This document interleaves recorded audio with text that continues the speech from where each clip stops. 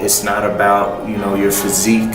It's not about how much you could bench or squat, uplift somebody, because that's why we're put here on this earth anyway. Why people should be personal trainers in the first place.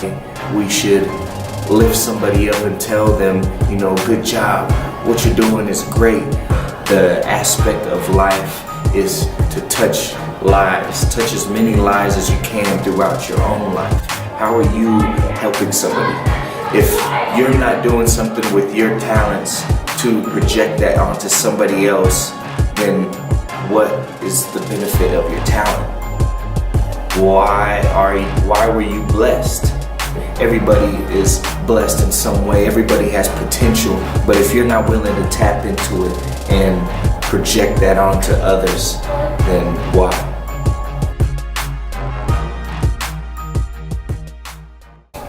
Good morning, y'all. My name is Brandon Jackson. I'm 24 years old. I'm an aspired psychologist and personal trainer, and currently I am working as a paraprofessional at a middle school, shaping the future generation.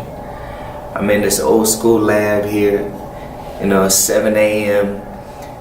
at my job, and it's just a great feeling being here, being with the kids. This is something that I've always loved, that I always had passion for, and being a student athlete growing up, and the way I was taught was to always be a role model, to take my blessings and make others feel blessed as well, putting that emotion of love towards other people. And I work with a range of different kids, and it's amazing to see the change and the passion that you can inflict into these kids, and how you could show them different paths and how they react to what you tell them. And I think that's what being first Phorm is about. If you don't know what first Phorm is, take a look, go to their website and look at their message, look at what they're all about, because they're a fitness company that is not like the fitness industry, and that's what they're trying to instill. That's what they want to make contagious, to make a pandemic in this era. And it's not only in the fitness industry, but also in the world. It's genuine people that they want to become their ambassadors, their athletes. My girlfriend and I thought we were going to start a family with each other. We found out she was pregnant, and we were very happy. Wanted to be parents, especially her with her background, being a foster kid and not growing up with a family. It was an amazing moment, and she ended up miscarrying at 6 weeks, and it was very hard for us. Very hard for her. Seeing her in the trench she was in was very tough. I even both of us took a couple weeks off from social media. Even during this athlete search right here, I didn't post nothing for almost 2 weeks, because I needed to be there for her. I wanted to be there for her. And it had to be us two isolated, and we had to feel the emotion and feel the hurt to get past it. Avoiding things doesn't make them go away, and it doesn't make you stronger. Taking these things and feeling them and going through it all together, especially together, that's what makes you stronger. Stronger relationship, stronger individually. And that's what it's all about. That's what all the struggles mean. It doesn't mean to give up. It means to keep going. It means to pursue them. look at them, the darkness will bring light.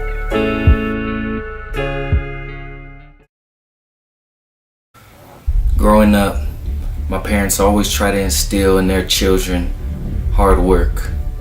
They were the epitome of work ethics. My dad was a first sergeant in the Army. He retired after 22 years in the service, and that carried on to everything in our life. Whether it was making our bed properly without no wrinkles, whether it was doing the thing correctly the first time so we didn't have to do it a second time. And it was always just being better, always progressing. And it showed with him. That's who I wanted to be when I grew up. Even after the Army, he had 4 jobs at times just to help us with school, with college, just to pay for things.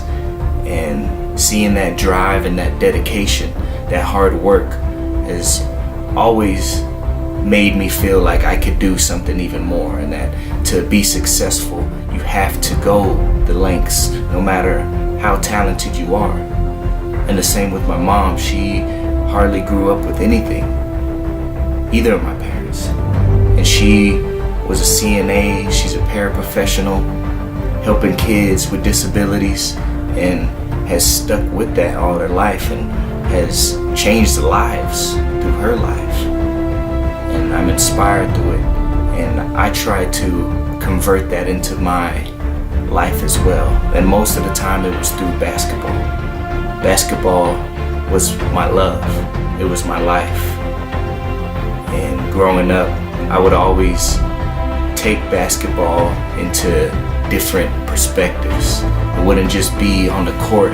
I was always being a captain or a role model off the court and teaching other kids fundamentals. And even if you don't play sports, sports connects to life. No matter what in life, you're gonna always have to compete. You're gonna always have to be part of a team. And sports is great teaching for life. It's great. And throughout my years of basketball, I was able to actually do a lot of things with it. But I would like to also show you why I am first Phorm and the obstacles I had to overcome and how I even got to first Phorm in the first place, how that even came into my life. And it all started my junior year when I decided to play football, which I still loved, and I ended up breaking my leg. I was in my first varsity game, I snapped my tibia in half, ended up having to get a rod, 13-inch rod, surgically inserted into my bone that's never gonna come out. And that was very hard for me because I thought I was never gonna play basketball ever again. It was very scary. I've never been in that situation, so fear is something that usually pushes people away from things. And this was a frightening moment in my life. First Phorm actually came into my life after I broke my leg. I needed some motivation, and I seen it, and I seen the athletes shirts they're offering $50,000, and it wasn't even about the money. It was about me finding myself again, being in touch with myself and showing other people what you could do from adversities. And that gave me so much motivation. And I strived and worked hard and got back into the gym and gave it everything that I had to get back. And I knew I wasn't going to fail. I knew everybody that told me that I wasn't going to be able to play again or that I wouldn't be the same, I wanted to prove them wrong, and I wanted to go to first Phorm and put up videos to show other people that they could do things too. They could get back and they could be better than ever. The coach at the school had to make a business decision because that's what college sports is. It ends up becoming a business, and it wasn't a good investment to keep me with all my injuries. And that was very tough for me because I thought my world was coming to an end. Basketball was over with. It was my life. And I became very depressed. I was unmotivated. I wasn't doing good in school. I was going out a lot. And I wasn't hitting the gym hard, and I just didn't know what to do. And that's when actually First Phorm came again with their second athlete search into my life. And I knew I shouldn't have that mindset, and they actually brought me out of it. And I was able to see my faults and my fears and all the stuff that I was telling myself, which is a whole bunch of bullshit.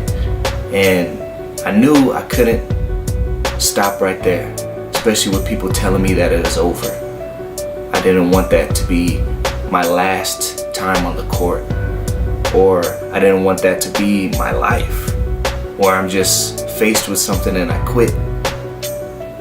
So I went hard again, and First Phorm helped me out. I was pushing through videos, I was going to the gym, I was doing my physical therapy, and I got back and I was healthy again, 100%, better than ever. And I knew that this was something that I could do again. And I found another college. I did self-promoting again. Well, ended up happening was I had a foot contusion, and I broke my hand and had to get pins put in. This time it was a lot different than the other times, because I knew that basketball was pretty much over. This was my senior year, and I thought that my basketball career was over, and it is. And at the time, I was lost. I was very lost. I wasn't as depressed as far as my motivation, but it was just on a different scale. And most of that was because of my girlfriend and my love, Evangeline. She was there to bring happiness into my life, but even she knew that I wasn't in the right state of mind, and she knew how tough things were going for me. And it was a hard transition because I didn't know what I was gonna do. I didn't know what I wanted to do. And she told me to start making videos again. And at the time, I didn't even have any social media, not a Facebook or Instagram. She told me, you were happy when you were posting and you were helping people out. That's what you do, babe. You need to go back out there and post and start helping people again. And that's gonna make you happy. And she actually created my Instagram for me. But I listened. I did everything again, and I was in the gym, and I started doing videos and helping people out, and it was bringing light, to my eyes. And again, First Phorm came into my life once again for the third athlete search. And it was almost like First Phorm saved my life. They came into a climax of my life, and the turning point was immense. And they helped me out so much, and it wasn't even about trying to be $50,000 richer. It was about the message they were speaking, being real, being a good person.